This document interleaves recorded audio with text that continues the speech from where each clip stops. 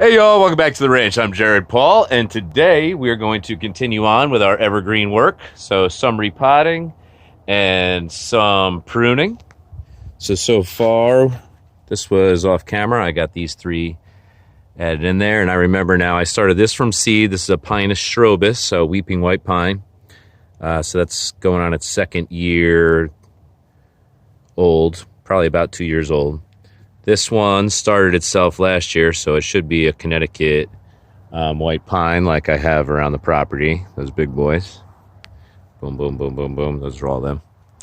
And then this one is probably a blue spruce or a Norwegian spruce. So I have the Norwegian spruce here. I don't know why, I just assume it's a blue spruce. And then front left part of the property, you can't see it. These two chasing each other around with spring fever. Bruce Lee and Millie. He's 13, she's 9, and they're crazy. She actually nervously pruned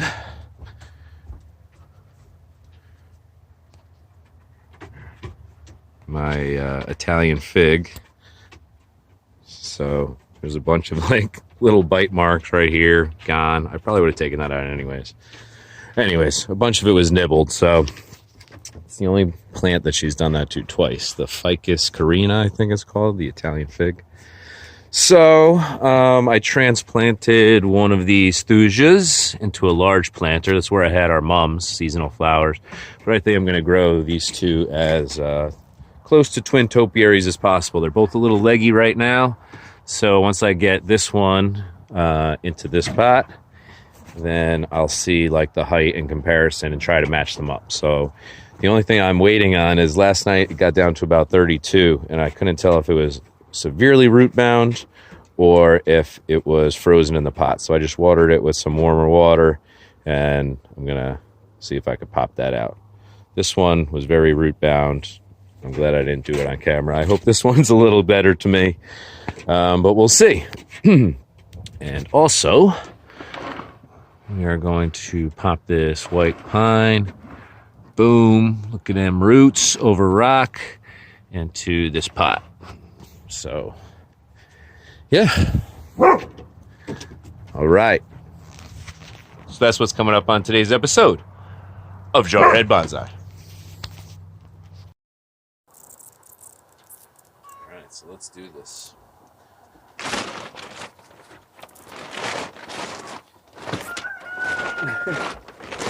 All right. Sitting on a grocery store basket full of pine cones from around Christmas time. I collected them all up to do a bunch of crafts or have my mother-in-law do that, and I think we did one wreath.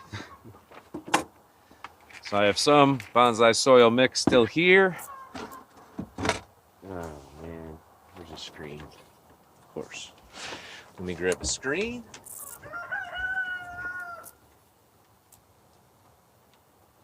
So these terracotta pots, they're like $5 at the big box store near me.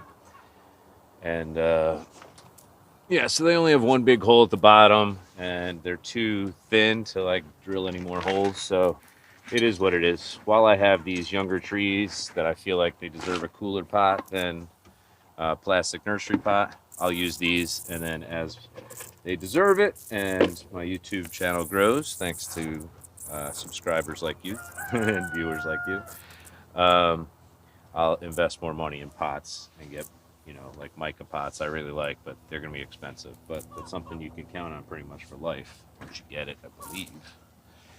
Okay, so you see this pot exploded, plus I feel like this would be the front.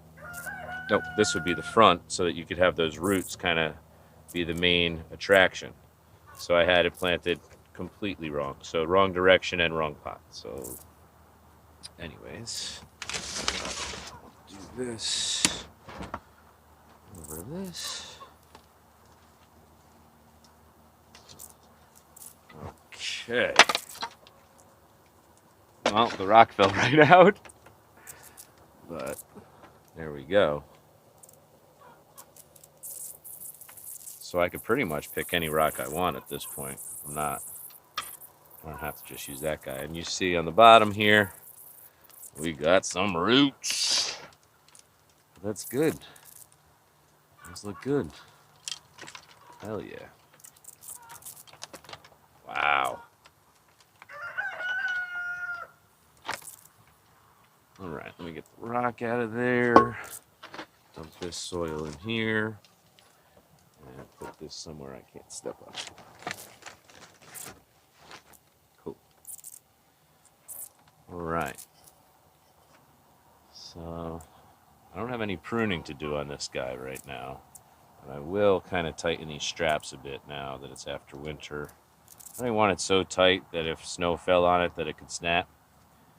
I had that issue with a juniper that we're going to have to repot. I don't actually have a pot for it yet.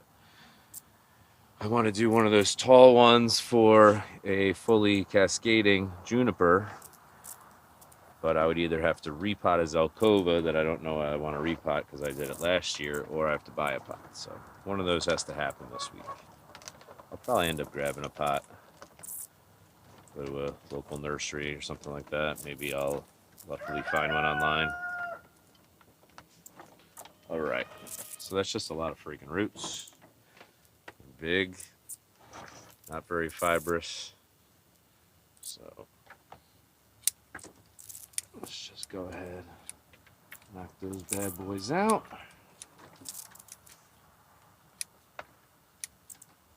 I'm not gonna go friggin' too crazy. I think that's just kind of how I'm gonna do it right there.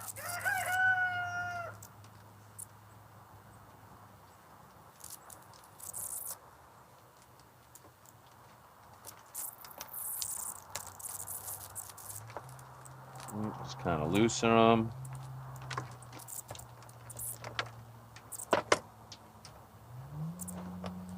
Cool. So that's how I want to plant it in the pot. So let's get the level up a little bit. And then I have this really cool rock inside that I might want to do instead of this one. And then once I get it into the pot, I'm going to rake back some of this surface soil.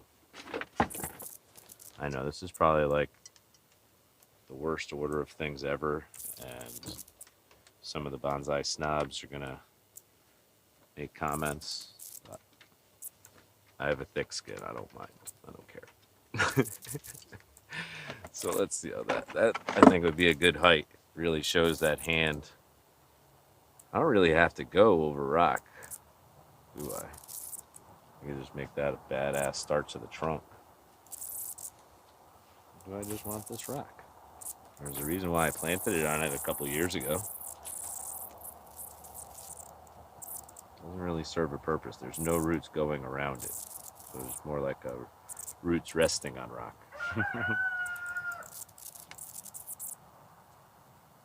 You know what? I'm taking the rock out. I think it's just going to be a really cool base to the tree. All right. My new single here. I felt like my root rake was just very sharp on all edges and it was very pointy at the end. It was great at ripping through, but I've had a terrible time with survival rate after repotting. And I see some guys like go crazy with the roots, and I err on the side of caution, and it's like still not good.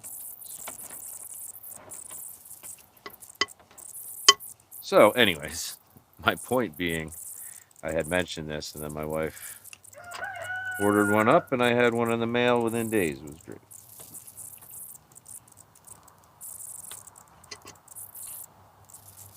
Call her my admin team, because if I do anything online, I typically will be,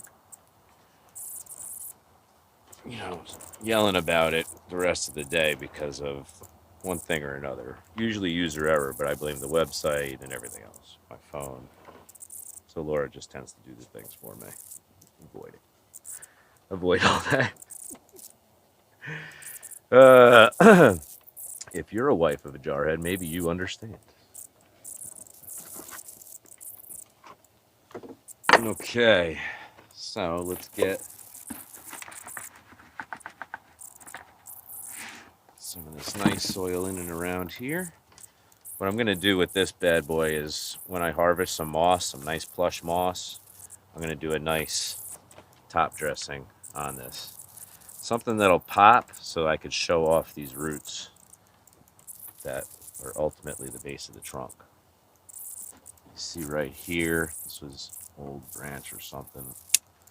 Just cut that back.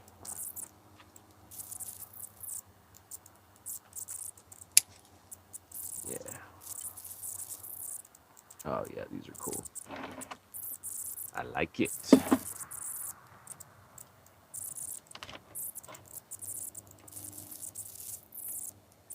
Got a few little skinny ones hanging off the main parts, and I don't want them there. I'll be totally happy to keep just the roots that are there now and see what they do. Filling it. Looks good. Really good. In my opinion.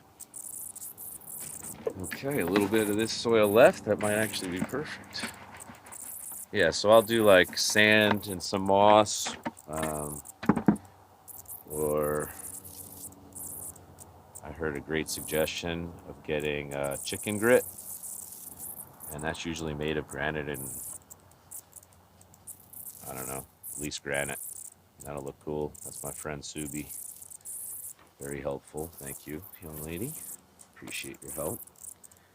Because that'll be relatively inexpensive, and I think the size and all that will be perfect, and it'll be heavy. So for a top dressing, not letting all of this nice light bonsai soil fly out when I water or we get a heavy rain. So thanks, Sue. Okay. If you could picture it without the straps, you've got this nice little flow here. Boom, coming up, out, main trunk goes back and is here. And then a back branch comes up, and that is a little bit higher, and then this branch is a little bit higher. So a very non-traditional apex, because this is the main trunk of the tree and it's not the highest point. But I really like that flow out and back. I think it's freaking dope. Really like it. I'm going to tighten this one just a tad. And I would love to see some back budding on the tops of a couple of the ends of these branches. And I'd love to see just a little bit of vertical growth to finish it off and have like the top be right here. I think that would be cool. Yeah, so I'll just end this video with that. I'm going to continue to let this Thuja occidentalis kind of defrost.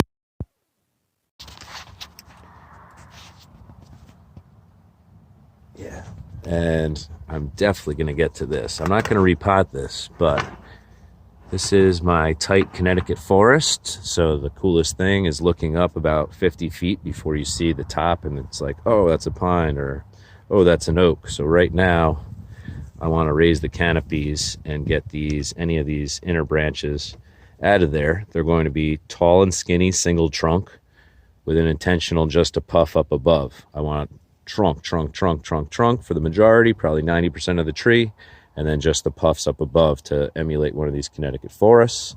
And then the Thuja, I will probably thin out in some way and have it complement. I might make it look like bushies down below and have it be the back of the planting. And then the entrance, yeah, that's what I'm going to do. The entrance will have these blue spruce, which are much slower growing, so I can leave them probably full size this year.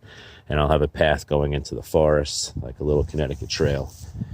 And so what I'll do is be raising that canopy. So that, and then I have to get a pot for that fully cascading juniper I talked about. All right, y'all, that's going to do it for part 2 of Evergreens. Hope you enjoyed the repotting of that was root over rock white pine, now just dope-ass root trunk white pine. I'm Jared Paul for The Ranch. Cheers, y'all.